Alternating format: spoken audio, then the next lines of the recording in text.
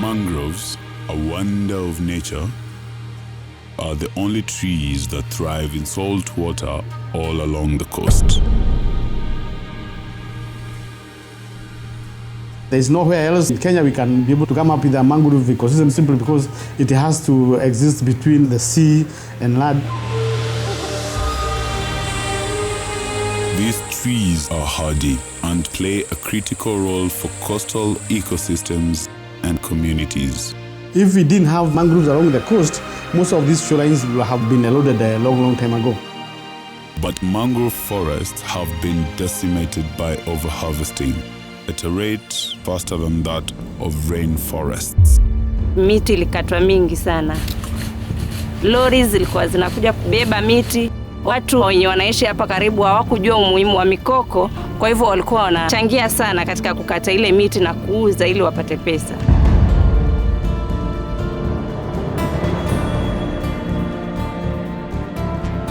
To help mangroves recover, the Kenya Forest Service severely restricted their cutting. But that angered some coastal residents. Kwa wengine kama mimi, nasema kama wale naharibia kwa sababu mimi nilikuwa nategemea mikoko sana. Mkoko uko hapa. Sheria ya serikali ya Kenya inatuambia mtu wa mida akanunue mkoko wa Lamu. Mimi nitoe pesa yangu ikamwenue kaunti ya Lamu ambapo hii ingeinua kaunti hapa kwetu au maeneo ya kwetu. Hii ni kitu kinatuuzi. Mkoko unajengea nyumba, mkoko unatengenezwa mbao, mkoko unatengenezwa dawa, mkoko unatengenezwa rangi, mkoko una mapato mengi sana mkoko.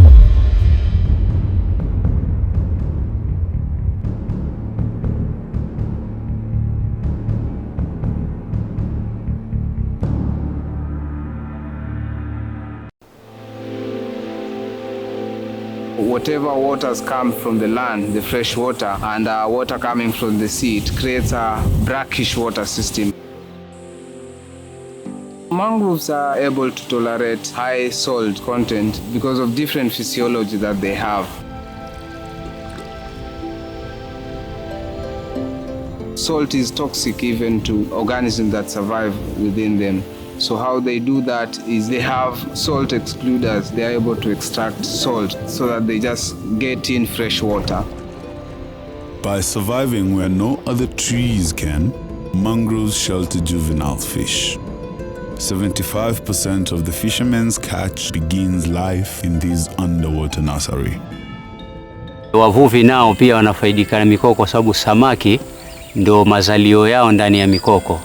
Samaki wanaenda wanahatch kwenye mikoko alafu wanakikua ndio wavuvi wanapata mazao kwa bahari. Above water, mangroves provide a critical refuge for millions of migrating birds. Some of them fly here from as far away as the Arctic and are severely threatened. Wanatoka Russia, wengine wanatoka Amerika, wanaruka kwa maelfu kwa kuwa hali ya anga hawawezi kukaa kule. Sasa kwa ile kuwa safari ni ndefu, hawana mahali pa kuhifadhi kwa kuwa washapoteza energy. Center ni Mida. Mida Creek in Kilifi County is one of Kenya's 5 bird areas of international importance. Why these birds like to stay on the mangrove forest? Because it's also closer to where they get their feeding. Mangrove forest is evergreen. It is different with the other forests.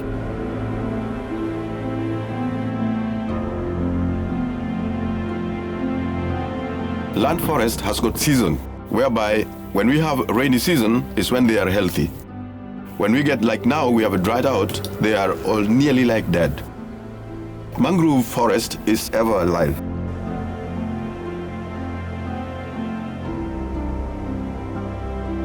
If these mangrove trees are cut down, then these birds will also fly away. If we lost these birds, the ecosystem will be a little bit poor. In many poor coastal communities, there is an inevitable tension between protecting mangroves and making a living from all the life they shelter. Wakazi wa kijiji hicho walikuwa wanategemea namna ya kupeleka maisha yao mbele. Walikuwa wanategemea bahari na msitu. Wengi walikuwa ni wavuvi. Shida ya baharini ilikuwa ni watu wanavua, mtu akipata samaki amepata, akikosa anaweka ndoana kwa mshipi. Kuna mandege wengi sana hapa. Mimi mwenyewe najua hapa kuvua, tukikosa samaki ukashika mabata kwa ndoana, tukichinja tukila. But even more damaging to the ecosystem was the overharvesting of mangroves themselves because they stop coastal erosion.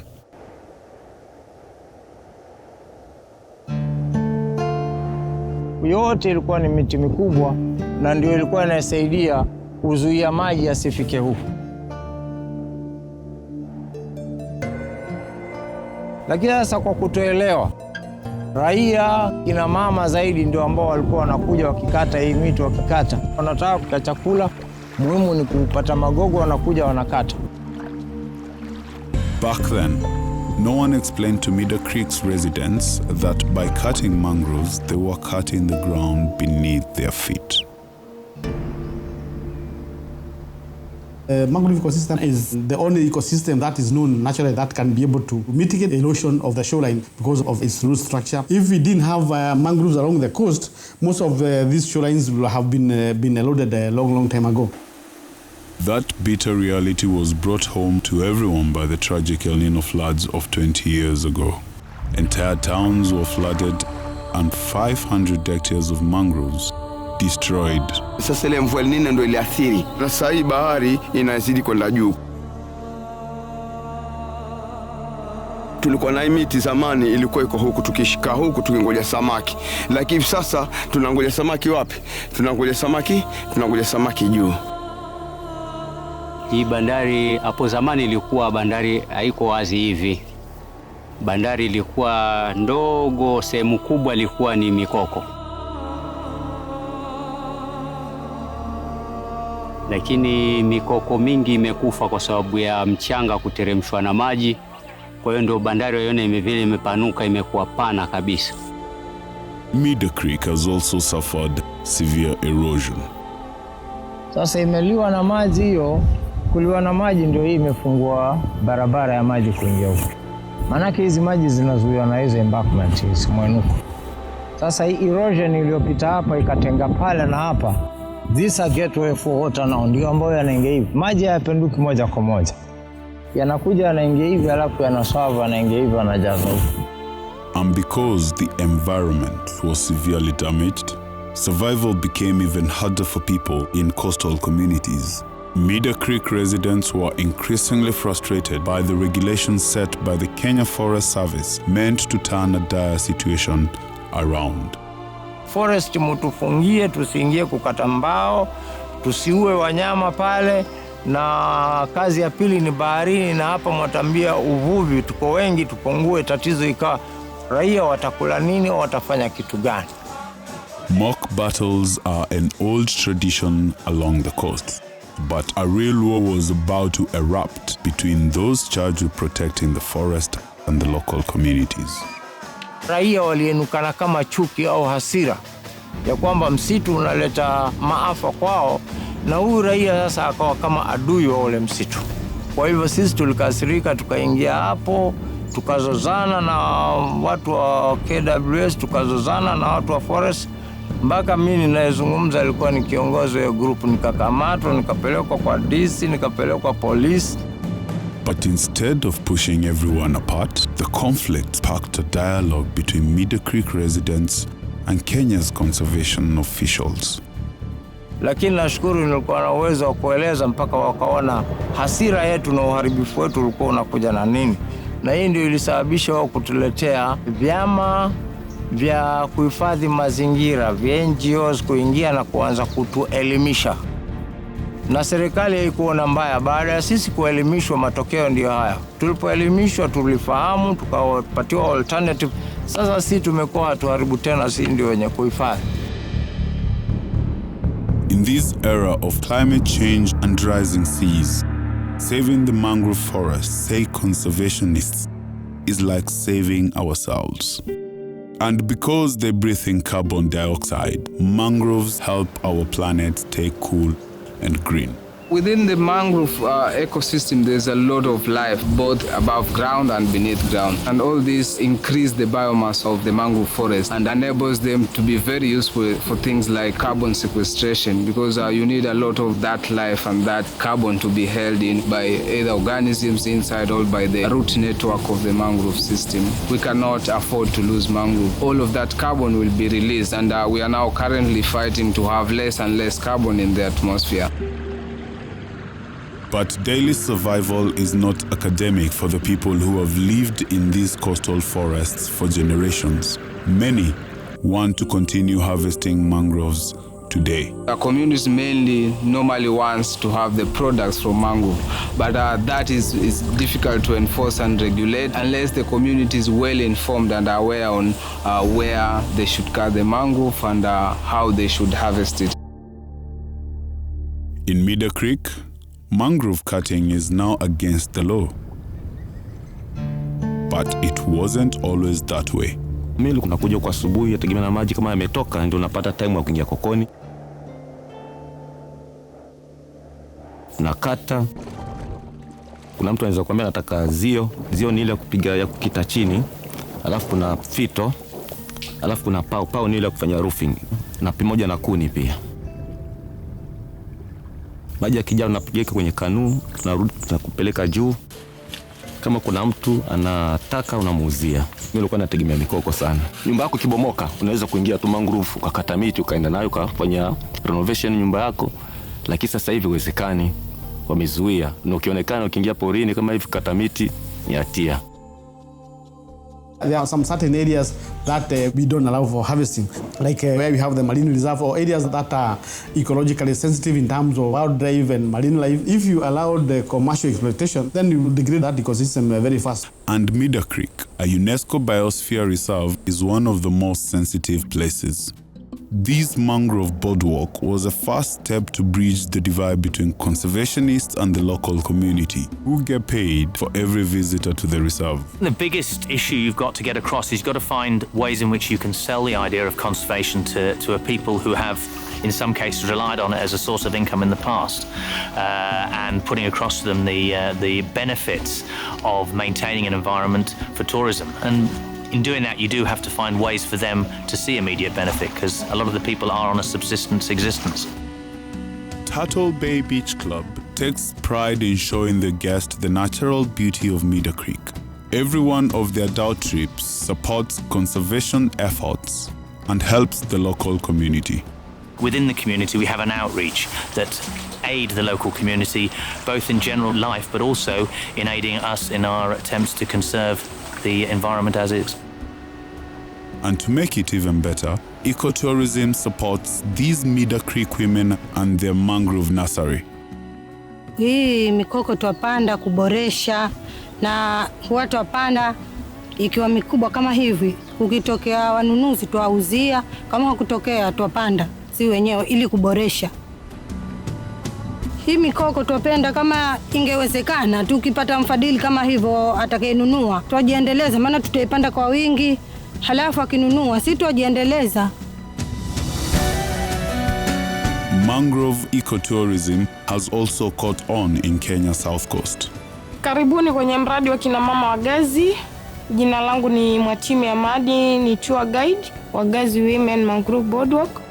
Visitors to the boardwalk pay a fee and are given an educational tour about the mangroves. Orange mangrove, kwa Kiswahili muia. The income helps the women make a living and is also used to plant more trees. Msitu wa Gazi una ekari 615, na pia hapa tuna kisiwa kiko kando, tunaita Chale Highlands. Pia tunapata wageni kutoka sehemu ya Chale wanakuja Gazi Women Mangrove Boardwalk. On Chale Island, tourists are lodged right in the middle of a mangrove forest. Chale Island is covered half with mangrove forest. This mangrove which you find there grow very tall. They can go up to 30 meters. But now that mangroves are growing back, in Kenya's center and south, some residents are clamoring for the right to harvest them, as residents of the far northern county of Lamu do today. Kufikia sasa, MIDA imefungua mikoko kwa zaidi ya miaka 18. Mkoko umeiva hapo ndani mpaka, lakini mimi nasikitika kwamba nikitaka kujenga hili daraja letu kupitia project yetu, lazima ninunue mkoko unaotoka Lamu.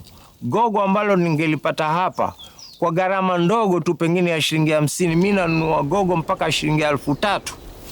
Hii ni kitu kinatuuzi, hakitufurahishi. With 8,536 hectares of mangrove forests, Mida Creek has 14% of Kenya's total mangrove cover, while Lamu has 37,350 hectares, 61% of Kenya's total. But Evans Maneno of the Kenya Forest Service says harvesting of mangroves here is strictly controlled. The two major aspects of livelihood comprises of fisheries and mangrove. Lamu has been exploiting mangrove, of course, in a sustainable manner. We use a system called selective harvesting. You don't just cut everything. What would be like clear felling in a normal plantation of exotic tree species. You do selective cutting where they go in and select the ones that are of good form. That is very strict. In the course of selecting, on the same stump, you don't remove all of them. You select and leave others to continue growing. In that case, through that selective method, you are able to ensure that you don't leave a lot of gaps, because if you leave a lot of gaps, that will bring in a lot of trouble, like you are now killing the other mangroves. And destroying mangroves would now kill the hopes of a new generation of Kenyans. Mimi ni mtoto wa kwanza katika familia ya watoto 5 ambayo inaishi tu na mama peke yake. Assets kwa kimombo ni Arabuko Sokeke Schools and Ecotourism Scheme. Ni mradi ambao unatumia utalii kuweza kufadhili wanafunzi waliowerevu katika hii jamii yenye inaishi kilomita 3 kutoka Mida Creek na kilomita 3 kutoka Arabuko Sokeke Forest. Assets tegemezi yao ni hapa Mida Creek. Money earned from tourists who visit the boardwalk has given ambitious young students like Hussein the chance to take a step beyond subsistence. Kwa hivyo wakaamua kuleta huu mradi kuhakikisha kwamba watoto wanaenda shule, wazazi wapunguze mzigo, wasiende kule kwenye msitu wala kwenye bahari kuharibu zile rasilimali ambazo tuko nazo. Assets ama Arosha imeungana na hoteli kadhaa pamoja na washikadau wengine katika kutoa mafunzo.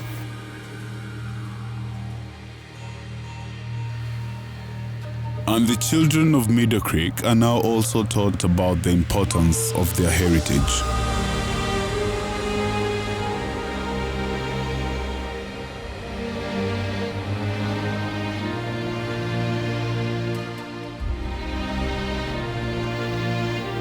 Baada ya kupata kwamba mikoko ina faida kwetu, tukaonelea tuunde vikundi mashuleni ambavyo tunaviita wildlife clubs, na wengi wametoka hapa karibu. Kwa hivyo kupitia nao watoto watafunza wazazi wao umuhimu wa mikoko.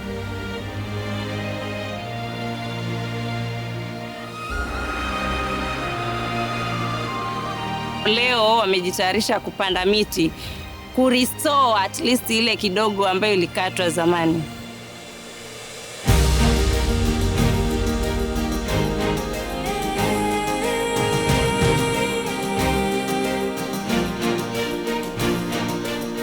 Mangrove forests are as strong as they are delicate.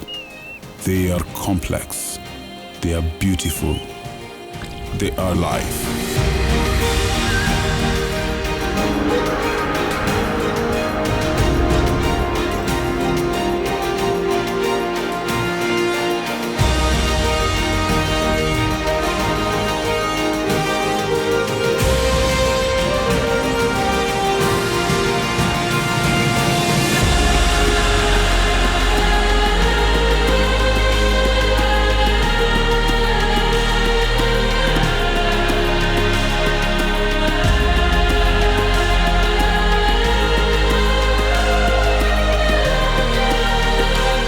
Ningeomba wale ambao wako na ujuzi katika mambo ya utafiti kuweza kuzuru hizi sehemu zetu, ikiwa Mida Creek pamoja na ule msitu.